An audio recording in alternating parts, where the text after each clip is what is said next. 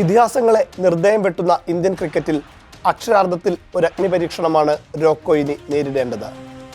അതിൽ തന്നെ ചാമ്പ്യൻസ് ട്രോഫിയിൽ ഒരു മത്സരം പോലും പരാജയപ്പെടാതെ ഇന്ത്യയെ കിരീടത്തിലേക്ക് നയിച്ചിട്ടും അടുത്ത പരമ്പര വന്നപ്പോൾ രോഹിത്തിന് ക്യാപ്റ്റൻ സ്ഥാനം നഷ്ടമായി. 7 മാസമായി ഇന്ത്യൻ ക്രിക്കറ്റിലെ സൂപ്പർ താരങ്ങളായ വിരാട് കോഹ്ലിയും രോഹിത് ശർമ്മയും ഇന്ത്യൻ ജേഴ്സി അണിഞ്ഞിട്ട്. മാർച്ചിലെ ചാമ്പ്യൻസ് ട്രോഫിയിലാണ് കോഹ്ലിയും രോഹിത്തും അവസാനം ഇന്ത്യക്കായി കളിച്ചത്. ജൂണിൽ നടന്ന ഇന്ത്യൻ പ്രീമിയർ ലീഗിന് ശേഷം ഒരു മത്സരവും കളിച്ചിട്ടില്ല.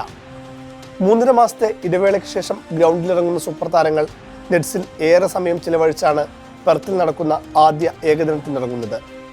കഴിഞ്ഞ ദിവസം ഗ്രൗണ്ടിൽ 20 മിനിറ്റോളം ഫീൽഡിംഗ് പരിശീലനം നടത്തിയ ശേഷമാണ് കോഹ്ലി നെറ്റ്സിൽ ബാറ്റിംഗ് പരിശീലനത്തിനിറങ്ങിയത്.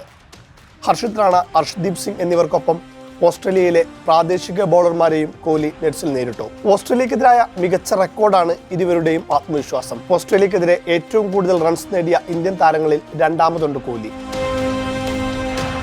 ആകെ 50 മത്സരങ്ങളിൽ നിന്ന് 2452 റൺസ് കോഹ്ലി അടിച്ചെടുത്തു.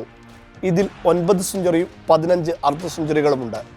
ഉയർന്ന സ്കോർ 123. 46 മത്സരം കളിച്ച രോഹിത് 2407 റൺസ് നേടി മൂന്നാമതുണ്ട്. 8 സെഞ്ചുറിയും 9 അർദ്ധ സെഞ്ചുറിയും നേടിയ ഹിറ്റ്മാന് മറ്റൊരു റെക്കോർഡ് കൂടിയുണ്ട്. ഓസ്ട്രേലിയക്കെതിരെ ഏകദിനത്തിൽ ഡബിൾ സെഞ്ചുറിയുണ്ട് രോഹിത്തിന്. 2013 നവംബറിൽ ചിന്നസ്വാമി സ്റ്റേഡിയത്തിലായിരുന്നു ഹിറ്റ്മാന്റെ ആ വെടിക്കെട്ട് ഇന്നിംഗ്സ്.